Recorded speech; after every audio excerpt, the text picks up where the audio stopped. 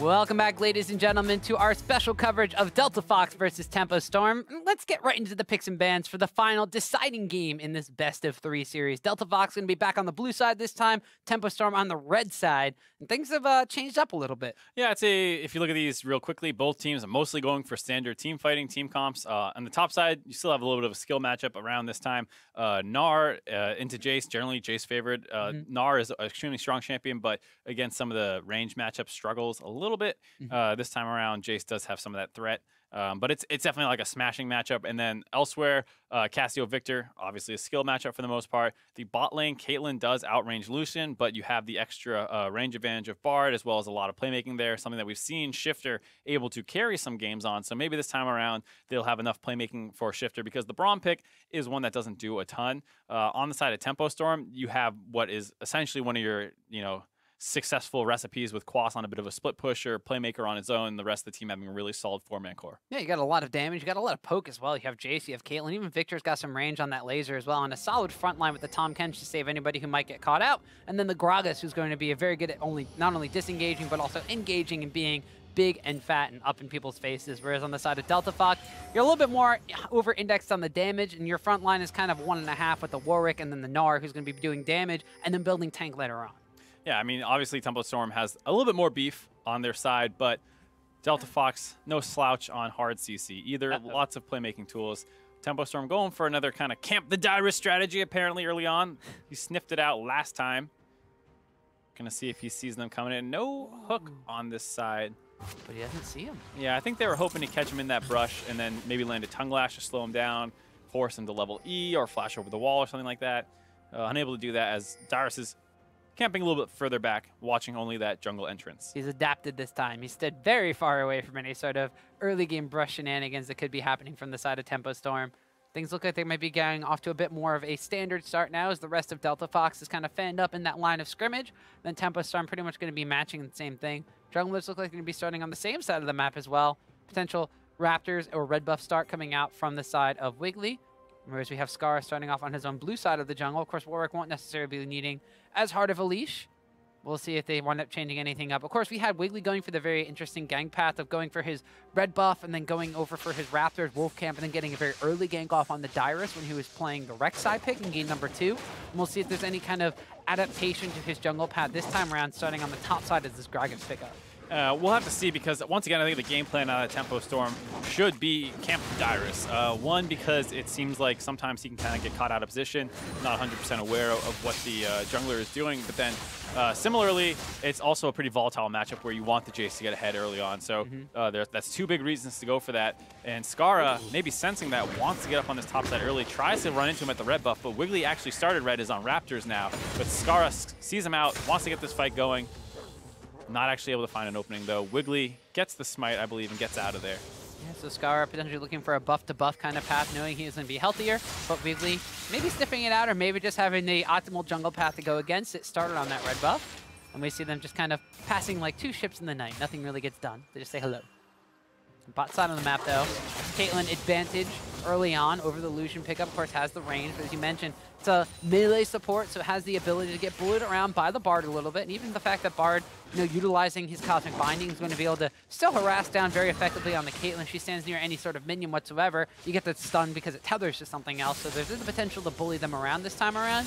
And Delta Fox's bottom lane has been kind of the anchor in this series against not just Tempo Storm, but in the Challenger series in general for the side of Delta Fox. They don't necessarily get ahead. Delta Fox doesn't do all too much. And it is a hard lane to bully, to be fair, on the side of Delta Fox. You do have that nice range to be able to hit the Tahm Kench a fair amount, but if you're hitting Tahm Kench, Caitlyn's probably hitting you. He has the gray health. A lot of tools to not have to worry too much about that.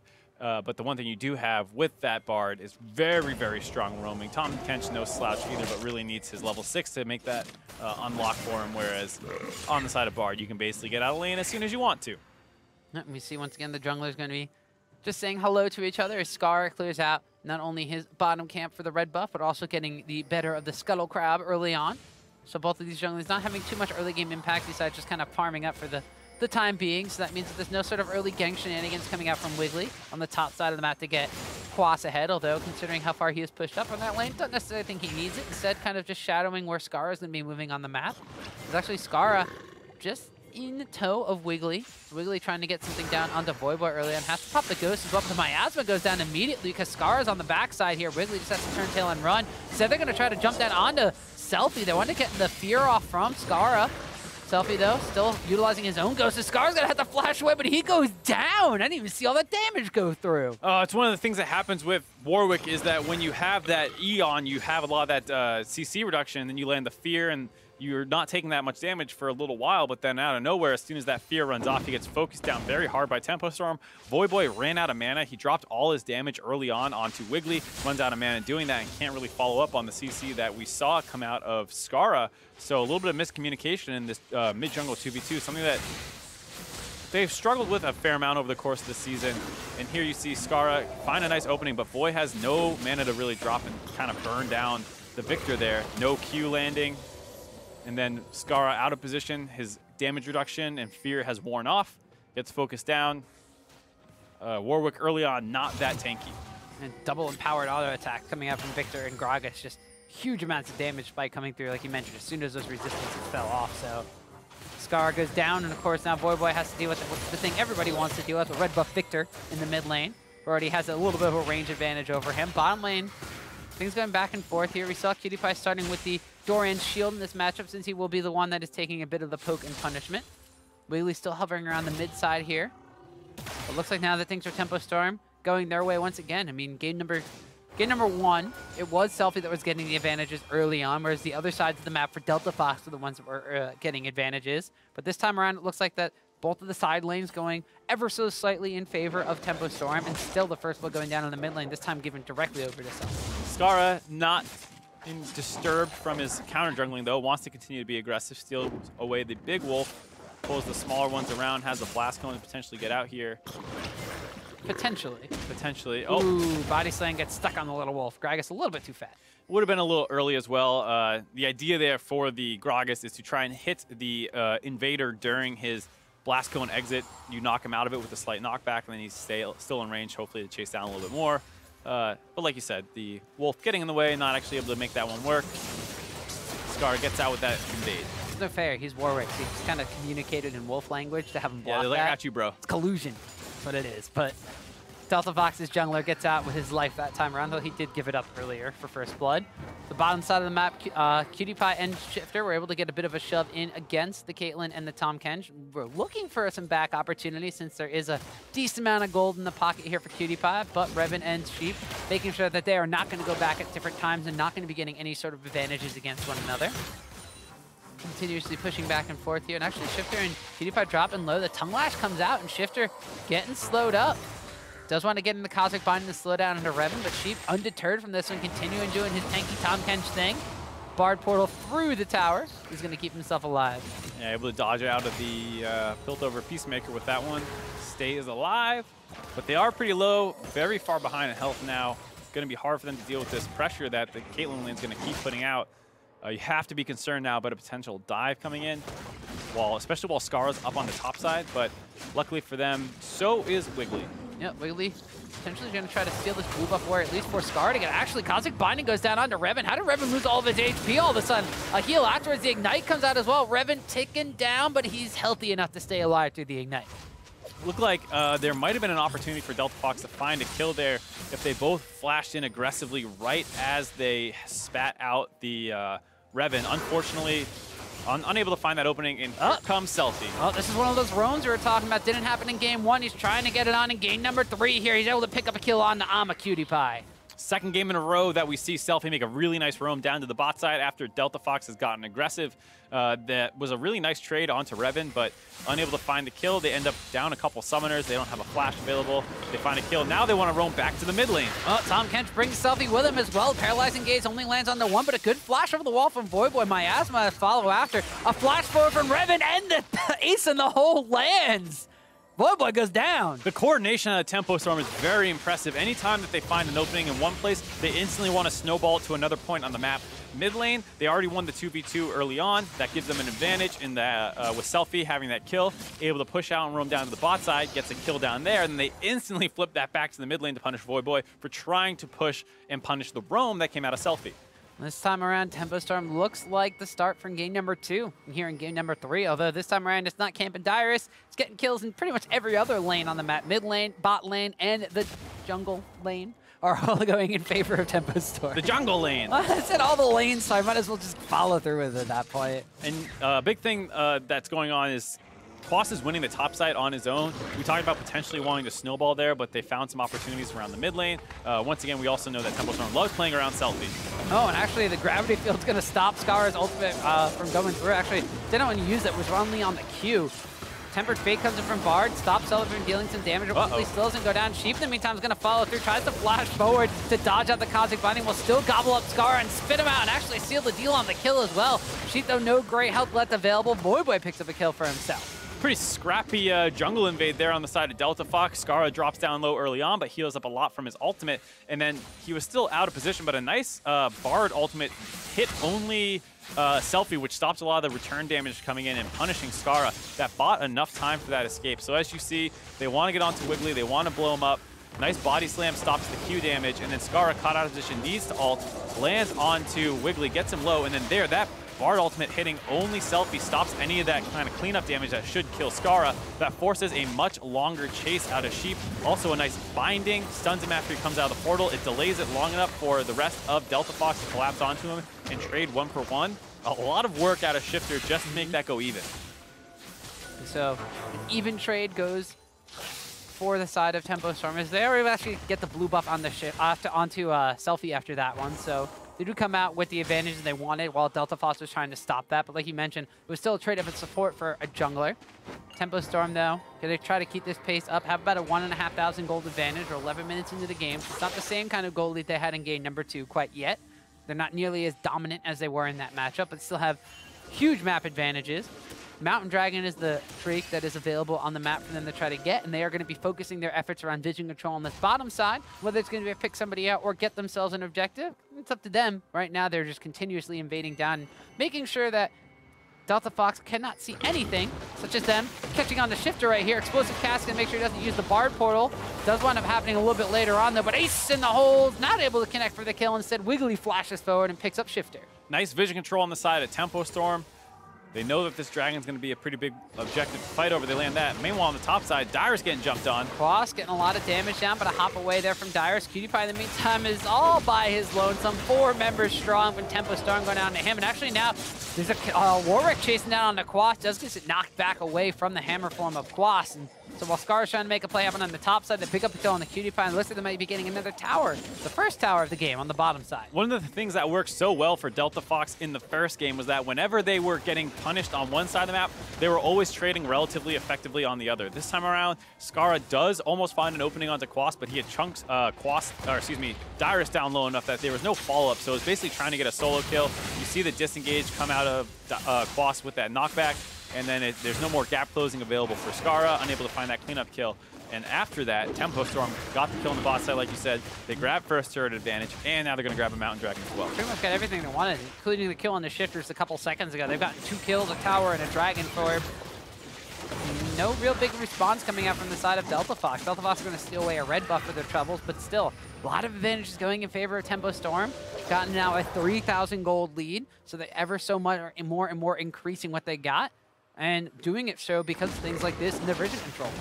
That's one thing is you see Tempo Storm coordinating well between their jungler and their support, making this happen. Scarra was moving up to the top side as you see Shiftur on his own trying to go for vision control. It's one of the things that is super important in competitive play, even in solo queue, to be honest, is to make sure that you link up with this other member of your team, the other guy who wants to go roaming around for vision control, and work together to get it. They don't quite do that. Shiftur goes down early on, and then Cutie-Pie's caught out in the bot lane all by himself. You always want to bring a buddy, and so Voyboy's bringing Shiftur into the mid lane, and Miasma goes down, the paralyzing gaze down as well, and Selfie gets saved by Sheep. He brings his own buddy to the fray, but the Ignite's going to tick down while Selfie's in the belly, and he wants it going down no matter what. Almost get that Tahm Kench annoying Devour in to save a teammate, but Delta Fox with that dot, able to finish him off. They had the Ignite, they had a little bit of poison ticking onto him, they get the kill. It looks like Tempo Storm has enough members around the mid lane to make sure that that doesn't snowball into an objective, but now Dyrus wants to find opening onto Reven. Ooh, a flash. Gnar is flashed away there by Reven, but he's going to get collapsed on now. Imaqtpie and Shiptur. Shiptur taking up the tower. A heal comes out here from Reven, trying to get the kill. Actually, Shiptur is the one that secures the kill there. Kill secure from the support bar. He tried his best, Tom. Don't give me this kill secure. He tried to hand that one over to Imaqtpie, I mean, unable to do that. Secure. It was secure, but it's one of those things that's often said facetiously. And I don't want you guys to think that Shiptur was being bloodthirsty there. All right, whatever you say, head analyst. There's a teleport being canceled in by Dyrus, trying to save that bottom lane tower, but it will wind up going down in favor of Tempo Storm. So a tier 2 tower goes down before Delta Fox is actually able to take a tier 1 tower on the top side of the map, which they will do here, as Shiptur and Imaqtpie will eventually take this down. But it's also going to be Rift Herald going to be the focus here from the side of Delta Fox. Scarra starting this one on all by himself. Warwick has a decent amount of sustain. Tempo Storm's in the area, however. For the rest of Delta Fox from the top side of the map collapsing down, it looks like that they're being zoned out by Voyboy at the same time, so Delta Fox actually going to wind up getting an objective for themselves, this one being the Rift Herald. Overall, nice couple minutes here out of Delta Fox. They find the pickoff around the mid lane. Once he's down, they continue roaming up to the top side, find a second pickoff and a turret and a Rift Herald. Still behind in the game overall, down 2K, and looks like they're going to lose a mid lane turret, but they're going to keep trying to pick on Reven. Yeah, Reven actually looks to be the focus here. Scarra is going to want to go for the Impetus Duress, misses, but Justice right into Imaqtpie. The fear is going to land, however, and even though the culling is a couple shots wide to the left, they're able to pick up a kill onto Reven. The rest of Tempo Stormers responded by taking a tier 2 tower in the mid lane, so they've taken 4 towers now for the trade of 2 Reven kills, a tower in the top lane, and a Rift Herald. Really putting that early Mountain Dragon to work. Usually you don't get the opportunity to use it quite this much, but Delta Fox's plays always take a little bit longer. They don't quite have as many people on the other side of the map to try and defend, and as a result, Tempo Storm grouping up and finding the opportunities to kind of melt down these turrets early on. 15 minutes in, already 4 turrets taken. The gold lead up to 3,000 again now, so as much as we are praising Delta Fox for bouncing back into the game, probably spent a little bit too much time making these plays happen. Yeah, well, the thing is now Tempo Storm have taken down all the towers on the bottom side, all the towers on the mid side that aren't, are outside of the base of Delta Fox. And now, if you're Tempo Storm, the easiest way to go is you take down the towers that are remaining on the top side of the map, but Delta Fox kind of knows that's where you're going to wind up going. So if they're able to establish vision control on the top side of the map, they could force Tempo Storm into the state where they stall out ever so slightly. They have a Cassiopeia on the side from the side of Delta Fox, so that's going to be scaling into the later game very well. But you mentioned Delta Fox still about 3,000 gold behind, but that's at the deficit of 3 towers. Tempo Storm doesn't have a lot of those easy objectives to push this lead forward. Not quite. Dragon will be coming up relatively soon, I believe. You also have the fact that the Jayce is still pretty far ahead of the Gnar, already completing his Death Dance. Gnar working on his first item, and so you might end up in a situation where you can have Quas kind of work on these split push situations and pull Dyrus down, and then your 4-man is still relatively strong. Reven, he's been getting bullied a little bit, but Selfie, very, very strong overall. Just need to be careful about the playmaking that comes from Delta Fox now that there are so many turrets down on the map. Shiptur has a lot more room to play with that Bard. Yeah, and this Death Dance build coming out from Quas is fairly interesting. We've seen the adaptation to top lane or solo lane Jayce going for a Blade of the Rune King has kind of been more popular recently, but Quas has his interesting picks, has his interesting item builds. But fails a Mallet on Jax last game. Why not go for a Death Dance on Jayce? It's got CDR, it's got damage, it's got sustain. Makes it so that the Gnar's auto attack trades won't be as powerful because of the bleed effect.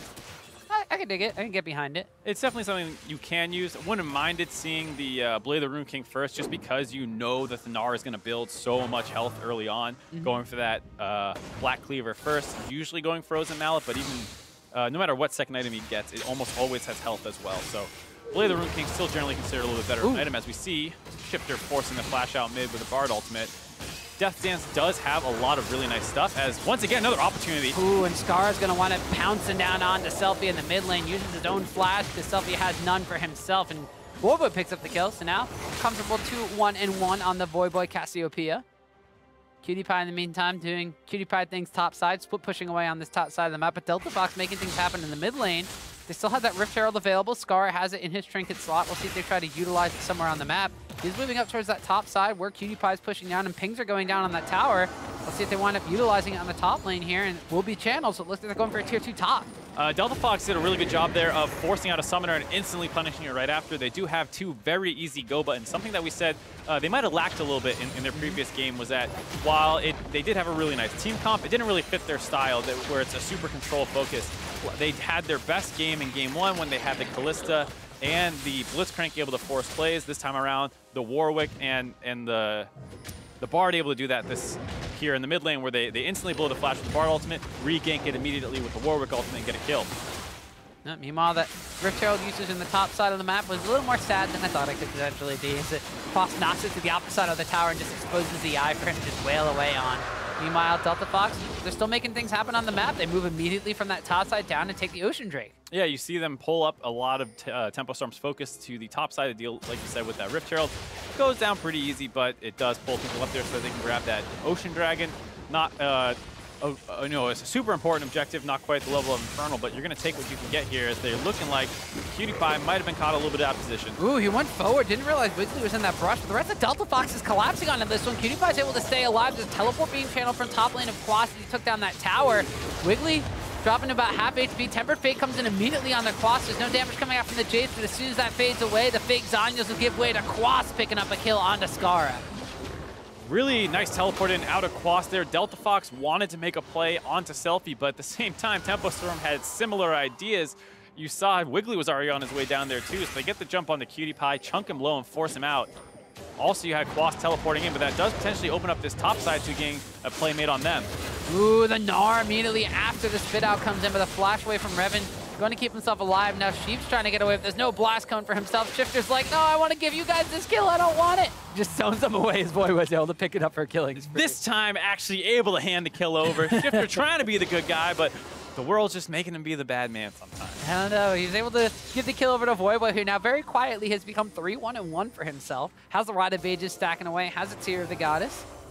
So this Cassiopeia could potentially be transforming into a pretty large late game threat, as we're going to watch this play unfold once again, as both these teams kind of had the same idea. Yep, you saw the fact that Shifter wanted to go for a wraparound onto the Viktor there, but the Gragas was ahead of the play, hops on the Shifter, or excuse me, Cutie Pie early on, forced them out of this fight when it still could have been decent for them. But you don't see Dyrus teleporting in, so they do have an even number fight. It could have potentially been in favor of Delta Fox, but he doesn't join. And then when you combine the fact that Cutie Pie was forced out early on, it's an easy chase down for the side of Tempo Storm. They grab that one kill, but their bot lane does not back off appropriately. Dyrus engages up on the top side. Voyboy has been roaming up, and they're able to join in on that kill and get one answer kill back. Yeah, so answer kills have kind of been what's been happening in the state of this game. Now all of a sudden it's gone from what was a 3-0 game in the favor of kills at Tempo Storm is now 7-6. The gold lead still heavily in favor of Tempo Storm, but Delta Fox matching them kind of blow for blow at this point in time. Now continuing to pressure down the Selfie, who while he's pushing, kind of all by himself, is going to be exposed here. Voyboy takes a large chunk of damage though, and Tahm Kench are showing up with Wiggily. They wind up getting the Tempered Fate down onto Tahm. So he's not able to really gobble up Selfie here until the absolute last minute, but Dyrus is coming in. He's ready to transform, but he's bringing Reven in with him. Gnar against the wall, picks up a kill onto Selfie. Paralyzing Gates comes out as Voyboy's healthy enough to rejoin the fray, as Wiggly's taking a lot of damage, and Wiggily will go down to the rampaging Voyboy. A really nice pick off there by Delta Fox. You saw it was a pretty long setup play where we had the Bard portal being used to get the back angle onto the Viktor, someone that they keep trying to pick off in a side lane. It's one of the reasons Viktor does not like being in a side wave. And with that fight winning around the top side, Delta Fox trying to convert that into a Baron. And the Baron's going down pretty quick. They got a Cassiopeia, and they have a Blade of the Rune King on the Lucian. The Quas on the bottom side of this fight will just kind of shock blast his way in, say hello to Delta Fox, and force them away from the Baron. A little ambitious on the side of Delta Fox. They are not that strong in this game, as you see, still down 4,000 gold. There's also a lot of poke available if you're going to try and force the Baron against a Jayce and a Caitlyn. We'll take another look at this. A good decision by Selfie to turn on to Voyboy as soon as he realizes the threat coming onto him, force the damage dealer out of the fight, and then try and kite out the two relatively low damage members on the side of Delta Fox. Wiggily unfortunately misses that ultimate before he turns back to try and peel for Selfie. They're going to be able to probably kite this one out as the rest of the people show up, but Dyrus comes in the backside as well, hits a really nice ultimate, leads to a chain CC combo onto Wiggily. He's going to get dropped as well, and then once that smite down, you see Delta Fox is hungry to get back into this game. They want to force around the Baron, just unable to do so. And so now 4-1-2 for Voyboy's Cassiopeia. Even Dyrus having a pretty decent game. 1-0-3 on the Gnar pickup, despite the Jayce kind of being the counter matchup and Dyrus being bullied around by Quas in the early game. He didn't get camped, he didn't get shut down, he didn't get, basically have kill spoon-fed to Quas, so he's going to be able to go kind of toe-to-toe with this Jayce pickup for now. Uses the Gnar just kind of disengage on top of the boulder toss. Actually sees Selfie coming around the backside, tries to get a kill on the Quas. I'd say Dyrus having a pretty good game. He winds up going down, but Delta Fox making things happen on the opposite side of the map. Sheep's going to get caught out, and he gets taken down as Cutie-Pie picks up a kill for himself there. Tempo Storm always trying to get caught out. Hold on, not quite done yet. Nice Bard ultimate. Lands onto Reven in the follow-up Cosmic Binding. The paralyzing gauges there as well, just to make sure he doesn't move whatsoever. 5-1 and 2 on Voyboy's Cassiopeia. Tempo Storm really struggling to back off on the weak side of the play. They're trying to get 2 men down onto Quas, the split pusher, you know, get him fed a little bit more. And while they're doing that, they get caught out in their topside jungle trying to contest the vision. That almost goes even worse for them. You know, it's still a 2 for 0, and overall on the map trade a 2 for 1. You see Cutie-Pie getting a little bit gutsy, goes forward, dashes some damage down onto the Gragas, and takes a load of pain as the rest of the team from the side of Tempo Storm shows up, Quas specifically. You see the recalls going out. Actually, Cutie-Pie once again taking a shock blast to the face, trying to bait Wiggily in to go forward with a body slam. Does have a Randuin's Omen completed, unable to land the slow AoE down onto Cutie-Pie, but now Delta Fox. Cosmic Binding lands on both of the members here. A fear comes out from Scarra as now it's going to be the Gragas separated and goes down. So even though Tempo Storm thought they were the ones that were routing Delta Fox picks up a kill, a 6th one for Voyboy. Yeah, and out of nowhere, Delta Fox grabs the kill lead, still down a little bit in gold, but they've shrunk it from 4 to 3K, and that's the thing. You can keep trying to use these relatively short cooldown ultimates of Scarra and Shiptur to find openings.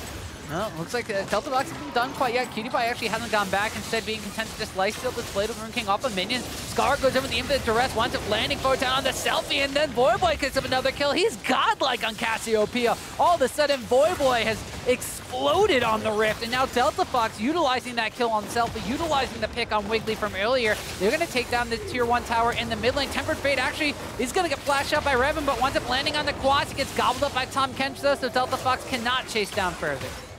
Delta Fox doing a really good job of setting Voyboy up for success. They have so many different tools of initiation, but all of them seemingly happen around Voy. And he is one of the most important members to get fed, because while Lucian can snowball a little bit, he fell behind too far in the early game to have that kind of monster dash in, bork you, slow you down, and train you for kills. And there's a lot of beef on the side of Team Tempo Storm, so you're pretty happy with your Cassiopeia getting fed. Once again, they pop the Banshee's Veil off a Selfie. That lets them know that they can potentially go if they find an opening. He walks forward for some harass, ends up way in front of the rest of his team. Scarra says, all right, well, we'll jump on you if you want to position that way. Good follow-up by Dyrus, flashing in and knocking him just close to the team. Doesn't need the stun, just get him into the rest of your team to get that follow-up damage, and then they get that kill, and that leads to the first turret in the mid lane. Yeah, so Delta Fox putting on a bit of a comeback performance here. As we mentioned before, even though they are able to take the kill lead off at the back of this fight and the skirmishes beforehand, are still slightly behind in gold, about a 2,000 gold advantage in favor of Tempo Storm. Baron is a big thing on the map that has been alive for a couple of minutes. We saw Delta Fox trying to start that one up. They do burn through it pretty quick with this Baron-fed Voyboy Cassiopeia. So Tempo Storm going to have to be contesting Baron vision at all points in time, because if that area goes dark for even just 10 seconds, Delta Fox can melt down that Baron. Very scary for the side of Tempo Storm. They do have a couple strong members still. You see Caitlyn sitting on her 3 items, obviously completely online. The Viktor, despite getting picked off a number of times, has done a really good job farming, sitting at 250 CS compared to Voyboy's 200. So, you know, the kill is obviously heavily in Voyboy's favor, and probably the gold as well, but closer than you might initially think just looking at the score lines. If we take a look at these gold graphs, you see it's actually still in Selfie's favor. Yeah, so Selfie, CS and some assists, helping keep himself above Voyboy in this game, although Voyboy with a large amount of gold for the side of Delta Fox, even more than Cutie-Pie at this point in time. As you mentioned, very important for him to get ahead, very important for him to get fed in this game. Has gone for a Banshee's Veil, so a bit of defensive itemization, but will still be getting some ability power from that, as well as a decent amount of mana pool. So when he eventually, he has to have the Saracen Embrace now, so that has transformed, going to be giving him even more punch behind any sort of abilities he has. Cutie-Pie, though, going to be content to kind of split push in the top lane here as well. So Delta Fox pick up yet another tower. The gold count, 1,000 gold right now, Mark. Delta Fox are mounting a comeback. Yeah, but they still need to find an answer to Quas here. Tempo Storm has been over fighting for the most part and kind of getting greedy whenever they're making a play in one position, someone else gets caught out. If they just slow down a little bit here and force Delta Fox to really make nice plays, as Wiggily caught out a little bit on the top side, dropped down below half. If they can just buy time for Quas to split push, he still has a really large advantage over Dyrus, almost a full item ahead. once he completes his Blade of the Rune King, and he'll have a ton of sustain, a ton of poke, and a lot of damage to take a turret down. So if Tempo Storm can keep their 4-man core alive, stop dying to these initiations that come out of Shiptur and Scarra, they're going to be able to kind of split push their way to victory potentially. We'll see if Tempo Storm are going to be able to execute on that plan Quas, or they're going to be caught out around this Baron Pit area. Tempo Fate does not wind up landing on Wiggily, just body slams himself away from that one. So Shiptur will be without that playmaking ability for a couple of seconds longer. Quas on the bottom side of the map is, like you said, content to split push to his heart's desire against Dyrus on this Gnar. Has a 1-level advantage for the time being, with both of them level 17 and 16 at this point, so pretty soon the level advantage won't really matter. It's really going to be about how much pressure you can apply on that map. 2-0 and 0 for Quas. Large amount of CS above Dyrus, about 50 at this point in time. The rest of Tempo Storm, though, as I mentioned, they got to keep eyes on this Baron Pit area because Delta Fox will have the ability to melt that one down fairly quickly. You need to, of course, keep eyes out to make sure they don't get picked off by Shifter, they don't get picked off by Scarra jumping onto somebody in the jungle. And one of the big things is you kind of have to play around those cooldowns. So as soon as Shifter missed that ultimate just a moment ago, that kind of told Tempo Storm, all right, we're relatively safe to walk up now. That's a lot of their initiation tools. The only one we have to worry about is Scarra. And to be fair, that's a pretty telegraphed ultimate. The times that it's worked has usually been after they've already forced out some summoners or someone is slightly disrespecting it. But if you're ready for it and you want to counter it out, it's not too bad, especially with a Tahm Kench around to potentially save people. So Tempo Storm, reading that the ultimate was down on Shifter, walked forward, got some vision control down, but now with it coming up soon, on the back foot again. The blue buff on Voyboy, of course, means that Cassiopeia can basically have infinite mana if she wants to sit here and wail away on the Baron buff, and Tempo Storm know that they need to keep eyes over here. They utilize their Scry's Orb. They wind up putting a couple of wards over the wall. Imaqtpie continuing to kind of stay in a split push lane here, so Delta Fox in this interesting kind of 1-3-1 setup. Dyrus' Gnar kind of content to go toe-to-toe against Quas' Jayce, at least for the time being, but Imaqtpie trying to bring the Jayce back in towards the top side of the map by applying pressure up there and trying to push and pull Tempo Storm away so that they give up area around the Baron, then the rest of Delta Fox can start it. If they send Quas back, then Dyrus will be able to push out on the bottom side, but neither of them really gaining all too much ground at this point. We have this interesting kind of dance going down across the map. Yeah, both people mostly fighting over mid-wave control and then being able to dip into the jungle on this top river to try and get some vision control. This time around, Scarra does land the Warwick ultimate. Yep, presses down onto Wiggily. He's going to get gobbled up by Tahm Kench. The Tempered Fate's going to be, well, I think it's still one, as the spit out from Gragas does not spit him out in the Tempered Fate zone. Meanwhile, Tahm Kench won't want it going down, so Delta Fox has picked up a kill, and a killing spree goes over to the side of Imaqtpie. Quas, in the meantime, getting some tower damage down, as well as some Dyrus damage down. But is Delta Fox trying to go for a Baron or a fight around that at this point in time? Tempo Storm are just going to be pushing down on multiple fronts. They're taking down 2 inhibitors at the same exact time. Delta Fox, what are their response in order to do so? I don't even think they're doing the Baron at this point in time. They're trying to, but Wiggily all by himself is zoning them away. Tempo Storm are going to be taking the entire base if they can left alone for this one. Delta Fox finally gets the Baron. Now they lose a Nexus Tower at the same time. Wiggily pulling a hero play, keeping Delta Fox busy. The rest of Tempo Storm rush in. Really surprising play out of Tempo Storm there.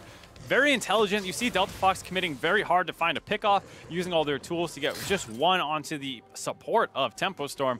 And because they were forcing that play without any kind of mid-priority, obviously Tempo Storm just says, all right, you can extend for that kill. We're going to run down mid. We were talking about the fact that Quas is going to have a ton of split push potential against that Gnar. You finally see it kind of take effect there, able to bully him out of the lane, take the turret on his own. That's, you know, even with the fact that Delta Fox was successfully forcing a play on the flip side of the map.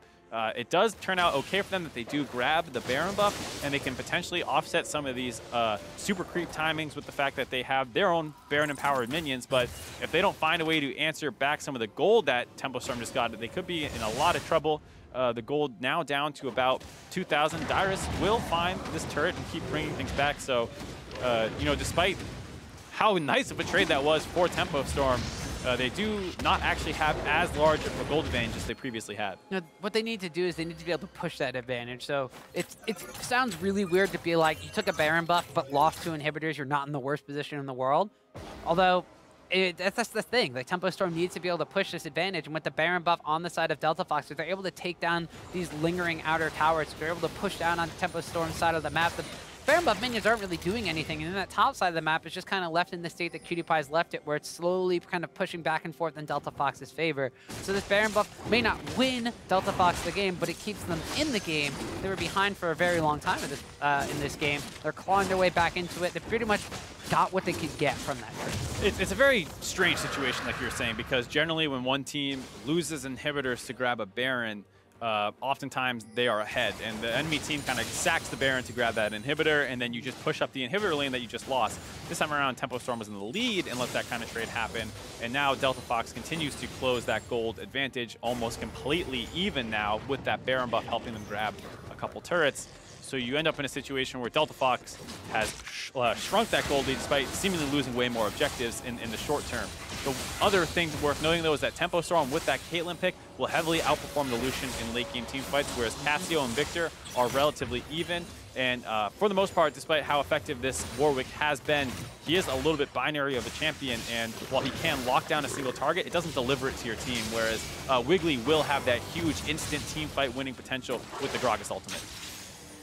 And so as the game goes later and later, Tempo Storm know what their plan is going to be. You still have Quas to get split push. You still have two very strong carries in the front of 4 if they want to kind of group up that way. You could also have Quas just kind of set up, and like you said, or like we said in Champions, like there's a lot of long-range damage dealers on the side of Tempo Storm. They have a very solid front line to keep them alive. You do want to be careful, though, with that team fight. If you allow, as we see, hold on, Selfie wanting to make a play on the Cutie-Pie. Not walking into a culling here, so Cutie-Pie is going to be getting himself out of there until he runs into Wiggily. There's going to be an explosive cast and knock him back. Cutie-Pie, though, staying relatively healthy. Runs with Delta Fox, utilizing Cutie-Pie's distraction in the top side of the map to push down that mid lane tier 2 tower. So now all of a sudden Delta Fox, wait, Delta Fox is the gold lead. Yep, Delta Fox grabs the gold lead with this Baron. That's what I was saying as well. It seems initially like a terrible trade for Delta Fox. They lost so many turrets and inhibitors doing so. They used the Baron buff to push up those lanes, and they grab a couple turrets over the course of that Baron buff, and now in the lead. A little bit of miscommunication on Tempo Storm there. They already spent the time to kind of commit onto Cutie-Pie.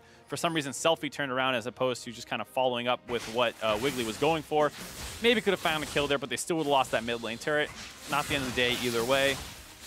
The big concern for Tempo Storm is, while for the most part their carries will outperform Delta Fox a little bit, Quas does have a stronger team fighting champion if he can find a nice initiation, whereas Quas will always win the split push. So Tempo Storm want to keep that 4-1.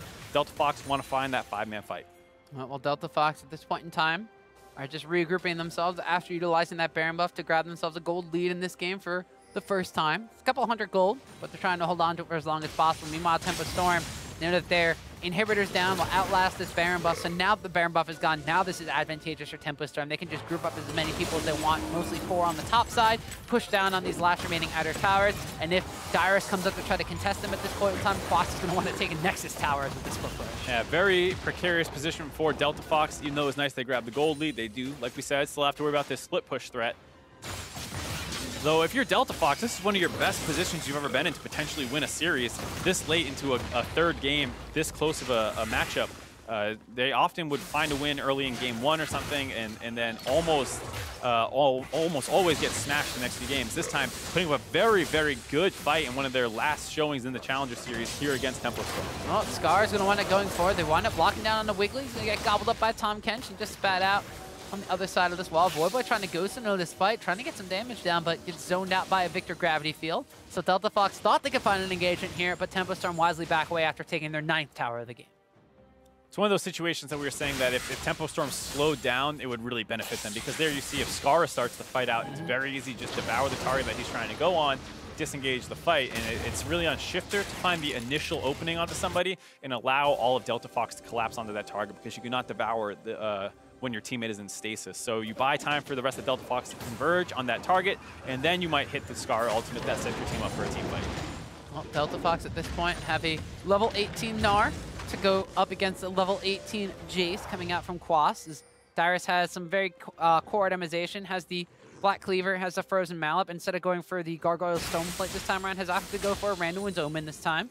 A lot of physical damage threat coming out from the side of Tempo Storm, specifically in the 1v1 matchup. Jayce has kind of gone for the, I'm going to call this the all-sustain build. He's got a Blade of the Rune King, has the Death Dance, and a Bloodthirster. So in this split push matchup against Dyrus, even if he winds up taking damage from a Dyrus all-in, he wants to auto-attacking him in, he's basically at full HP. Yeah, I mean, this is kind of the build you usually see out of something like Kalista, but if you're in full split push mode, you know, you see it out of Fiora every now and then, all you want to do is do as much damage to the other guys as you can, sustain off the wave and keep pushing. There's no turrets really left in his lane anymore, so the effectiveness of the build drops a little bit because one of the benefits of it is that you can kind of walk into a turret, eat some turret damage, and hit the turret in response. Then you regen up, the turret stays low, and you finish it off. With how many turrets already down, though, the use case kind of drops to 0 about the amount of times you can use that left in this game. There's only 2 left. One is defending the top lane inhibitor, and one is defending the Nexus, as the other Nexus tower has already gone down from when Tempo Storm made that call around the Baron from Delta Fox. And, you know, at some point you're starting to over-index on you know, lifesteal at that point, where, yeah, you can heal up to full off a wave with just 1.5 of these items. If you have the Blade of the Rune King and the Death Stance, you're going to lifesteal all the way up. Now, if you're in a team fight and you are taking a lot of damage, you're already in a lot of threat about just getting 100 to 0 by the Delta Fox team comp. Maybe in a couple situations you kite it out and are able to lifesteal, but a lot of the time the big threat is, well, if I'm not getting all in, I already won. And you don't need that much lifesteal at that point. Well, Delta Fox don't necessarily have a lot of lifesteal on their team, but they still have a lifeline in this one. Gold count basically even. Baron is available on the map. Elder Dragon's going to be spawning pretty soon. Both teams have 2 stacks of their elemental drakes, and actually Delta Fox starting this one up. They're going to trade Baron for Elder Dragon, it looks like here, as both teams are on opposite sides of the map. So Tempo Storm potentially looking for more of the fighting kind of style. Delta Fox may be looking for the pushing of the objectives kind of style. Actually, they might be catching down on the Dyrus. The Abyssal Voyage comes out, Selfie and Sheep down here. Dyrus going to gnar away. He turns back around for some reason, has to flash away out of the Chaos Storm. Selfie going to get the speed boost from hitting a minion, but decides not to run away. Winds up utilizing the Ghost in that chase as well. Delta Fox, with the empowered Baron buff recalls, will be down here to defend Dyrus. Dyrus does live a little sloppy on the escape execution. Maybe could have just flashed away right at the beginning. Either way, survives critically. Delta Fox with those Baron empowered recalls, like I said, able to hop back and make sure that the rest of Tempo Storm can't swing down to that bot lane after grabbing that Elder Dragon and use that to take that bot inhibitor again. And it is a bit of a net neutral trade overall. Delta Fox has the pushing advantage now, but you're afraid of team fights potentially against the double power Elder Dragon. So this game will continue to stall out a little bit more. One of the things I was talking about recently actually is that for the team that has a bit stronger of the objective control, it actually favors the Baron buff trading team because both of these will stall out, but Baron buff will last a little bit longer, right? Right. And then what happens is Elder Dragon has a much longer respawn time, so the next objective will of course be Baron, and then you're forced to 5v5 for it. Ooh. So Delta Fox does have the stronger 5v5. This objective trade might favor them a little bit if they're able to stall out until the objectives are forced to respawn. Wiggily got bound against the wall by the Katu binding coming out from Shiptur. But instead, it's going to be back and away. He's a very tanky Gragas at this point in time. Has a Righteous Glory, Gargoyle Stone Plate, Cinder Hulk in his inventory, and be building towards even more, potentially a Warmogs with the Giant's Belt and the Kindle Gem in his inventory.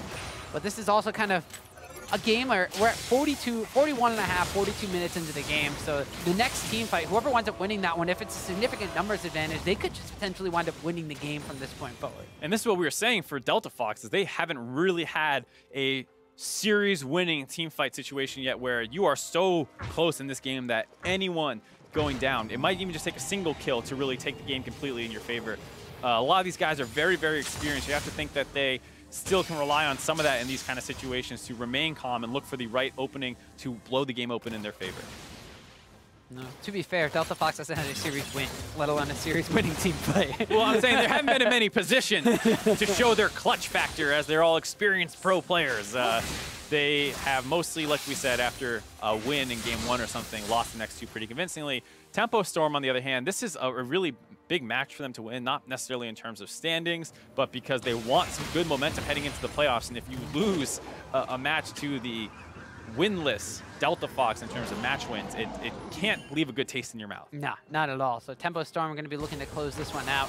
It's already pretty dangerous enough that it's gone this late and that Delta Fox was able to grab the gold lead back away from Tempo Storm, that they're surviving at this point in time after taking down 2 inhibitors even.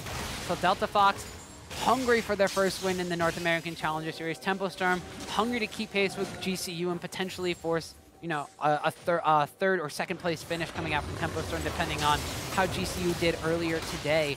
Tempo Storm actually backs against the wall. The other one's being pushed in because of this Baron buff. You mentioned the Baron buff lasting longer than the Elder Dragon. Elder Dragon has been gone for a while. The culling comes out. Tempered Fate lands on 3 people. This could be the fight that Delta Fox needs. The Cosmic Binding lands as well, and Scarra goes in for a big belly slam. Knocks them all back. Gargoyle's Stormblade has been popped, but so has Wiggily. Voyboy goes legendary on the Cassiopeia. They pick up 1 kill, but can they break the base? The Baron buff has timed out. They no longer have that to use to continue to push, but they do have a Ocean Dragon they can sustain a little bit up. They also have the fact that Cassiopeia, Warwick also have natural sustain, so they might be able to keep pushing here. We talk about 1 kill maybe being enough. That is the only true frontline member on the side of Tempo Storm. Delta Fox might be able to find an opening here off the back of that pickoff.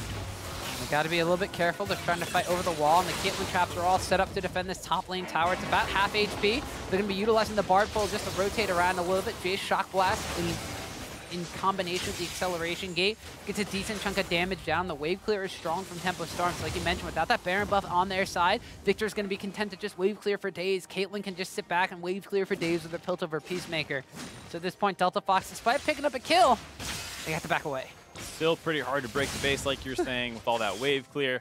Also, just in terms of the actual poke available, Delta Fox's comp largely outranged. The Shock Blast hits pretty hard. Viktor Laser obviously hits very, very hard, and Caitlyn auto attacks are no joke. So, let alone the wave clear, if you walk up to hit the turret with a wave, you're still going to get chunked out as well.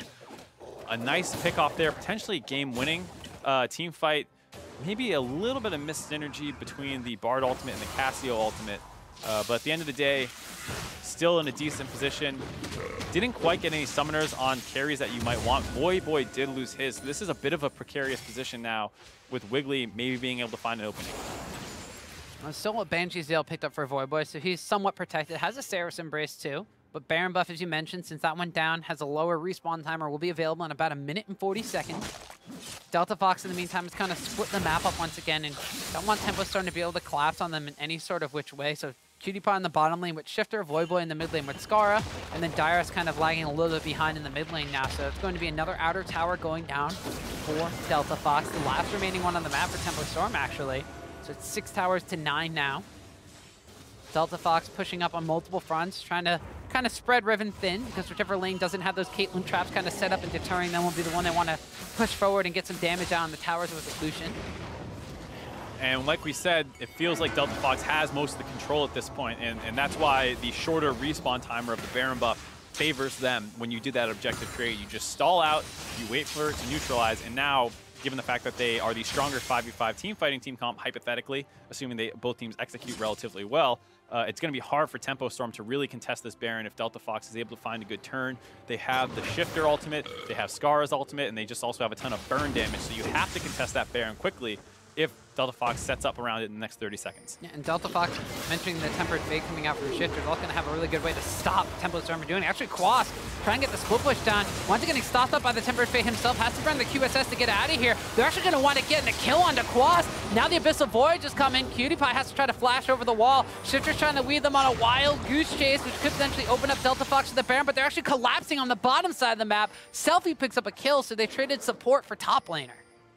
Really surprising play out of Delta Fox there, going to force down onto Quas, trying to pick off the split pusher. Tahm Kench able to bring in Selfie to even that trade out. You saw him almost able to insta-give Cutie-Pie, who is luckily able to live. They only lose Shifter. Now Delta Fox is trying to force down this Baron without one of their biggest playmakers available. This could be very dangerous. Yeah, this is very, very dangerous from Delta Fox. Quas is dead on the side of Tempo Storm, though, so they don't have a damage dealer. Scarra's in the Baron pit, so the rest of Tempo Storm is here. Where's Cutie-Pie? Cutie-Pie's on the bottom side of the map. Delta Fox are in a 3v4 situation. They basically leashed the Baron at this point. The Voyboy's going to pick up a kill on Tahm Kench, but Wiggily gets the Baron for themselves. Now Tempo Storm are trying to fight Delta Fox. Voyboy pretty much all by himself now that Scarra's gone down for a double kill. Cutie-Pie's still split pushing in the bottom lane. He's picked up a kill on the inhibitor, but Delta Fox have lost more than half their team. We talked about this trade just a couple minutes ago. It favors the team that gets the Baron buff. They're going to be able to use this to push up. Cutie-Pie doesn't want to look like he's done yet. And Delta Fox opts into a split push situation despite the superior team fight. Trying to trade on the Quas. Quas goes in. Cutie-Pie taken low. Cutie-Pie gets killed. Jayce shuts him down! There's Baron buff in the mid lane! And Tempo Storm's going to try and push up right now. Voyboy and Shiptur are the only two alive. There's only one inhibitor turret down. Quas is going to teleport in. Quas is TPing in. There's one tower left alive. It's all up to Voyboy and Shiptur. Can they defend? The Tempered Fate's already been used. Shiptur goes down. Voyboy is surely going to fall, but the Nexus falls first. And with that Baron call, with the split push, Delta Fox lose the series. In the most tragic fashion available, Tempo Storm able to clutch that out at the very end. Felt like Delta Fox wasn't 100% sure of how they wanted to close that game out. Maybe they weren't confident in their 5v5 team fighting. Instead, they go for a split push play to try and pick off Quas and get a 4v5. I can appreciate that idea. You have a lot of playmaking to go for it. But after it ends up a 1-for-1 where you trade your support for their top laner, go back to Baron and Force. Overall, not a bad idea. And you can maybe get the turn off. You still have the Scarra ultimate available. Instead, Imaqtpie does not join up with the team. He stays around the bot lane.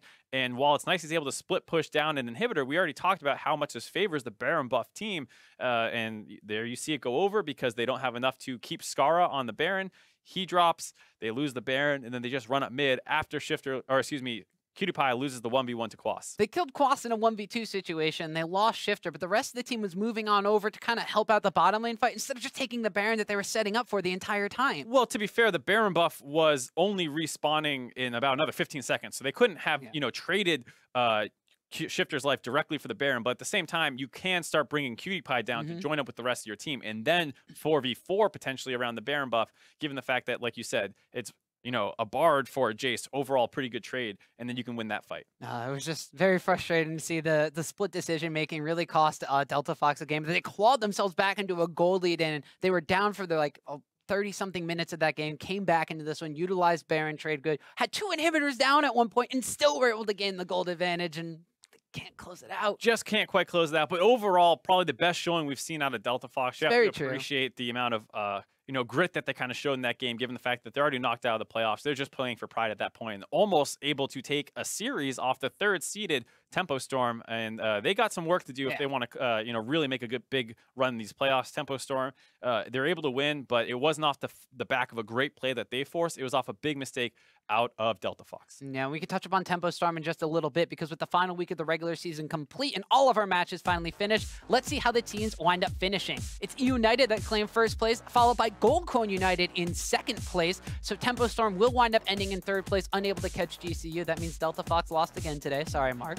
With Big God's Jackals rounding out the playoff picture, while CLG Academy finished just above Delta Fox by 2 match wins. Yeah, and those top 4 playoff teams will advance to next week's semifinals. 1st seed E United will rematch against Big God Jackals on Wednesday, while Gold Coin United will face off against Tempo Storm on the other side of the bracket. Yeah, so that's, of course, is basically a rinse and repeat of the matchups that we saw in the playoffs. Last Challenger split was a United versus United final, and with the performance that Tempo Storm just had against Delta Fox, what are your thoughts on the potential finals matchup this time? I mean, I think you're looking at another battle of the Uniteds. GCU has been trending upwards over the course of the season. Very similar story to last time around, with Tempo Storm kind of holding where they were at the start of the split and not improving a ton, it seems like, or struggling to adapt to some of the meta changes that have happened.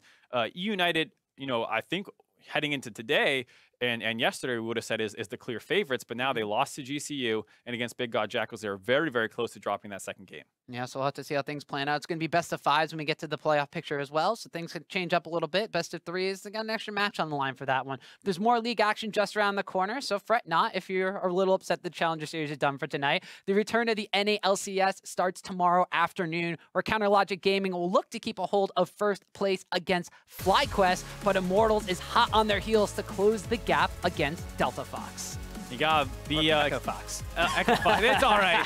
Who wouldn't mind seeing Delta Fox in the LCS? Obviously, Immortals, want to see how they bounce back after a pretty rough week right before Rift Rivals. They have that off time to try and figure out what went wrong, but sometimes it can also work in the opposite, where you go out on the 0-2, you start wondering what's going wrong, and then you have a really long period before you get back on that big stage and prove yourself. Yeah, and of course, in the CLG matchup, we have them going against FlyQuest, who are at the bottom of the standings for the NALCS, but CLG themselves are kind of motivated from the fact that NA won Rift Rivals. Now they themselves are on the top of the standings. They want to kind of get back to that world stage because they missed out on MSI this year. They missed out on the Rift Rivals this time time around, and they're hungry to get back to that world stage, and they were able to decimate FlyQuest. That could be a very interesting thing just to see the ramping up the power level of CLG. Yeah, I mean, CLG looked like one of the best teams at the very start of the split with their explosive victory over C9 and have been kind of keeping up that level of play all split long. Yeah, so that's going to be, of course, the matches starting tomorrow for the North American LCS. Meanwhile, thanks for sticking around with Mark and I, and hope you enjoyed our special coverage of the Delta Fox